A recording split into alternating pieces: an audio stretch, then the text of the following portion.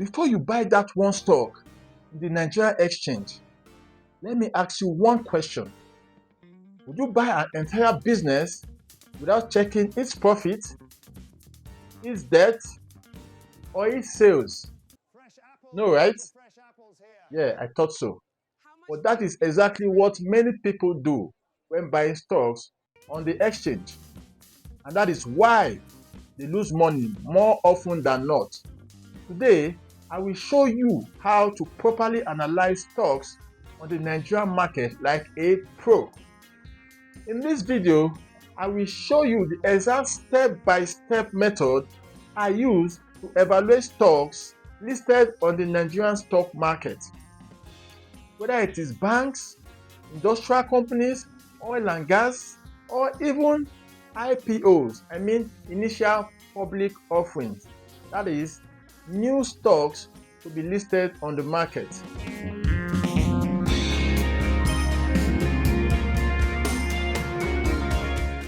Let's start with step 1, and this is understanding the business. Before the numbers, you have to understand the business.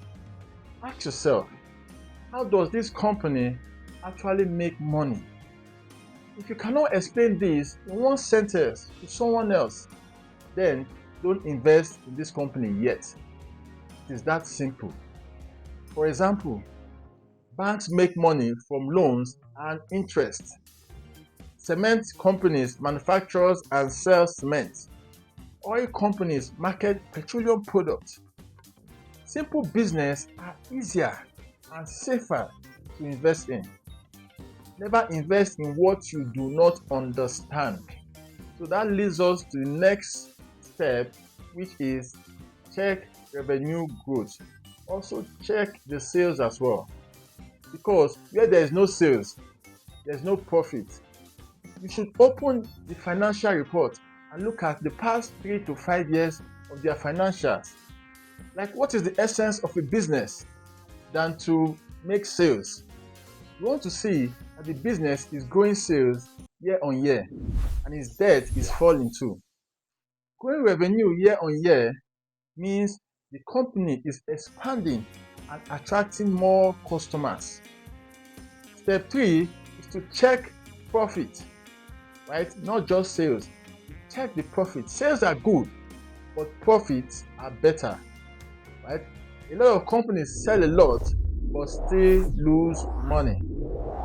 Look for consistent profits, right? Increasing profit. So try to avoid companies that keeps reporting losses, or that the profit goes up this year and next year there's losses. Like a roller coaster financial report, up and down. There's no consistency in their profit growth. And I'm not saying here that it has to be a large margin of profit, but just a little consistency in its profit growth is a good sign to show that that company is on good track. So the first step is to look at earnings per share. Earnings per share tells you how much profit belongs to you per share of the stock. If earnings per share keeps rising every year, your wealth is growing. But if earnings per share is flat, your investment is probably stuck. So always check if earnings per share is going up or falling below. And the more the earnings per share of a company, the more there will be allocation of dividends for its shareholders. So the fifth step is to check the PE ratio.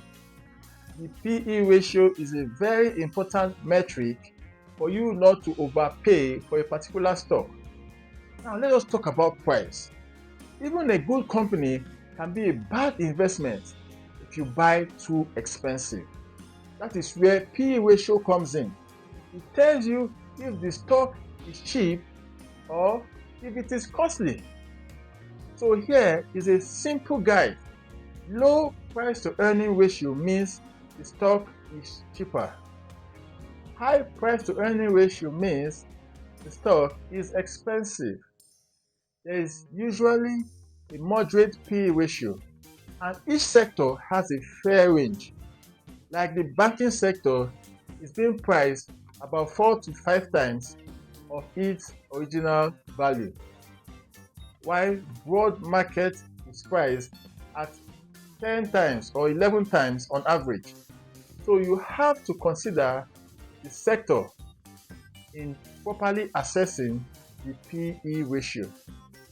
Another thing that you want to do to price to earning ratio is to always compare with similar companies. Let's see an example in the banking sector.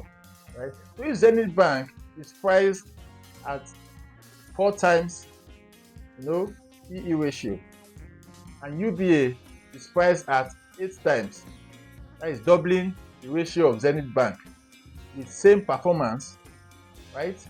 So why should you want to pay more? It doesn't make any logical sense. That leads us to step 6. Check debt level. This is very important, most especially in Nigeria. In Nigeria, interest rates are high, so debt can destroy profit very fast. Look at the debt to equity ratio. You can calculate the debt to equity ratio by dividing the company's total liability by the total shareholders' equity. So the rule of thumb for debt to equity ratio is if it is below 1, right, it is safe. If it is between 1 to 2, it is normal for most industries. But if it is within 4 and above, right, this means that the company's liability is 4 times of its equity. Please do not indulge in such investment. So more debt means less dividends, more risk, possible losses. So be careful with heavily indebted companies. Step 7 is to check the cash flow. There is something that beginners always ignore. Profit is accounting, cash is reality.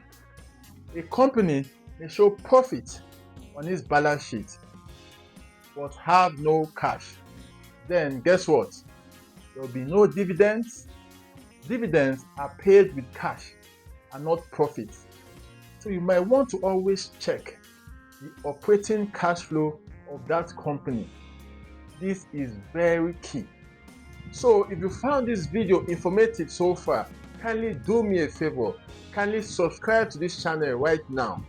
And also, you can like and share this video with people around you that wants to learn about investment and finance, right? So with that said, let's get back to the video. So this leads us to the next step, which is dividend. That is, if you are looking for passive income on your investment. If you want steady income, you have to check dividend. Look for consistent payment, stable history, a decent yield, but don't chase very high dividends, because sometimes high yield means the company is struggling and just using high dividends to attract shareholders in the capital market. Balance here is key. Some companies are very inconsistent with dividend payment due to profitability challenges. So step 9 is to compare stocks to each other. I think I mentioned this in one of the earlier steps. You have to compare stocks to each other. Never analyze one stock just by itself. Always compare. If two companies are similar, but one is cheaper, growing faster, and paying better dividends, that is your better choice. Comparison helps you spot value. Now let us take a look at a comparison between two banking stocks, that is Zenith Bank and Gitco. So the data for this comparison is very current, that is as at March 2026. So the current price of Zenith Bank shares is 103 naira, while that of Gitco is 118 naira 15 kobo. The market cap for Zenith Bank is 4.12 trillion naira, while the market cap for Gitco is 3.47 trillion naira. Wow. The P ratio for Zenith Bank is 3.77 times, while that of Jitco is 5.1 times. So Jitco here has a higher price to earning ratio. The dividend yield is 5.65% for Zenith Bank, while for Jitco it is 8.55%. So here Jitco's dividend yield is more than that of Zenith Bank. So the debt to equity ratio for Zenith Bank is 0.19, while for that of Jitco it is 0.14. So you can see both companies have fantastic debt to equity ratio. They are all below 1. So just from this comparison, you can see that these two banking stocks, they are on their A game, right? They are on their A game. The only reason why you would choose one over the other is because of the PE ratio, right? I think Zenith Bank has a lower PE ratio compared to Jitco, but Jitco has a high dividend yield ratio. So if you are eyeing increase in capital gain, I think you should go for Zenith Bank. But if it is they are looking for higher dividend yield, I think Jitco will be well with you. So the last step is to avoid hype and be patient. Finally, don't follow hype, right?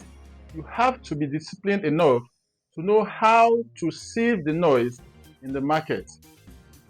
Hot tips, Telegram groups, buy now or miss out, all those sort of phrases you hear every now and then. That is how people lose money in the market. Good investing is boring, right? Buy strong companies and hold long term. Reinvest dividends. Patience in the market ultimately makes money. So in conclusion, you can perform this quick checklist before buying any stock, right? Just ask, are sales growing? Check that. Is the company profitable? You have to check that. Is the earnings per share rising year after year? You check that. Is the price to earning ratio reasonable? You check that. Do they have low debt? You check that. Is the cash flow positive? You check. Do they pay good dividends? Right? That is, if you are looking out for passive income, you have to check that. Is the fundamentals of the business strong? You check that. If most answers are yes, you probably have a good investment before your eyes. It may not be perfect, at a particular time. As you know, good companies continue to evolve.